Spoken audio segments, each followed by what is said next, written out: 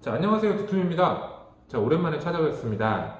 자, 이제 갤럭시 노트 10의 출시 일정이 대략 한 달 정도 남았는데요. 자, 오늘은 삼성 새 모델이 출시 직전 떠도는 유출 아닌 유출에 대해서 알려드려 보도록 하고자 이렇게 찾아와 보게 됐습니다. 자, 항상 말씀드리지만요. 어디까지나 예상이니까 참고만 하시고 봐주시길 바라겠습니다. 자, 일단은 언팩 행사 일정부터 소개를 드리려고 합니다. 자, 한국 시간으로는 8월 8일 오전 5시경이 될 거라고 하네요. 자, 그리고 미국 뉴욕 브루클린 마클라이즈 센터에서 열릴 예정이라고 합니다. 자, 이번에는 삼성에서 어떤 혁신을 보여주게 될지 아주 궁금합니다. 자, 국내 예약 일정은 8월 9일부터 19일까지 예약을 진행을 하고요. 자, 23일부터 정식 출시가 될 예정이라고 합니다. 자, 그럼 많은 분들의 의견이 나뉘고 있는 언팩 초대장 영상의 내용부터 짚어볼까 합니다. 자, 16초짜리 짧은 동영상인데요. 이 노트 펜이 작은 원을 그리고 그 원이 카메라 렌즈로 변하는 자, 내용입니다. 그럼 이 내용에서 의견이 많이 나뉘었는데요. 자, 어느 분들은 펜에 카메라가 탑재되는 것을 의미한다라는 분들도 있었고요. 단지 노트 펜에 카메라 관련된 기능이 좀 더 향상됨과 함께 더불어 그 유출된 사진들에 보면 상단 정중앙의 그 펀치홀 디스플레이에 관련된 부분인데요. 그 디스플레이에 작지만 높은 성능을 가진 카메라를 강조하는 것이다 라는 의견도 있었습니다. 저는 개인적으로 후자의 의견에 공감이 좀 가는데요. 펜에 카메라를 탑재했을 경우에 이제 두께 문제도 있고요. 배터리 부분에 대한 문제도 있을 것 같은데 어떻게 극복할 수 있을까 하는 부분 때문인 것 같아요. 뭐 다른 분들도 이런 의견으로 노트펜의 카메라 탑재는 시기상조로 보여진다고 하시더라고요. 다만 혹시나 삼성이니까 깜짝 놀랄 수 있는 무언가가 나오기를 바라봅니다.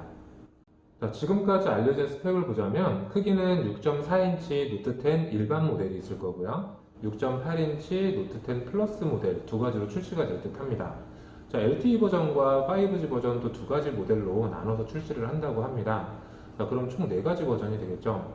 다만 국내에서는 5G 버전 단일 버전으로 출시를 할 가능성도 있다고 해요.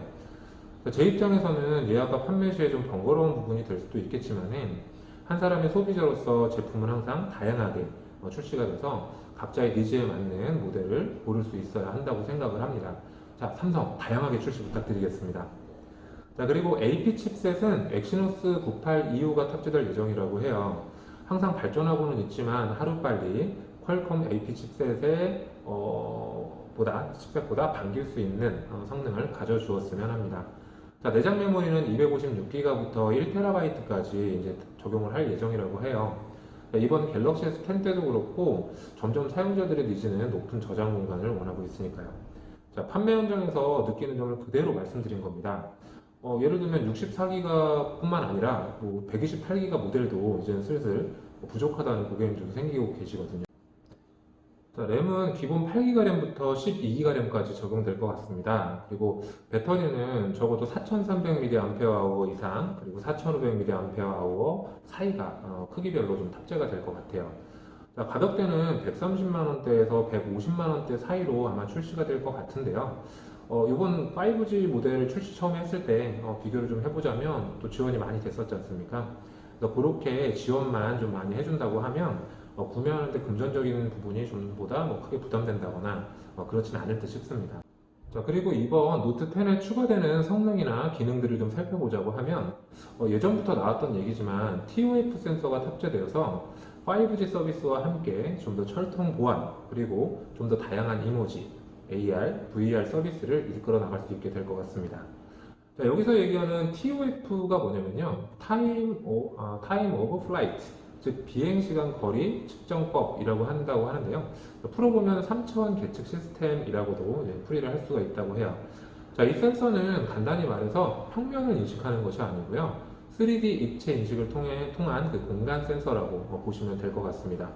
자, 예를 들어서 전면 카메라로 내 얼굴을 앞면을 인식을 할 때 사용자의 얼굴을 3D로 인식을 해서 좀 더 강력해진 보안과 사용자의 개성을 표현할 수 있는 세밀해진 이모지도 만나보실 수 있을 것 같습니다.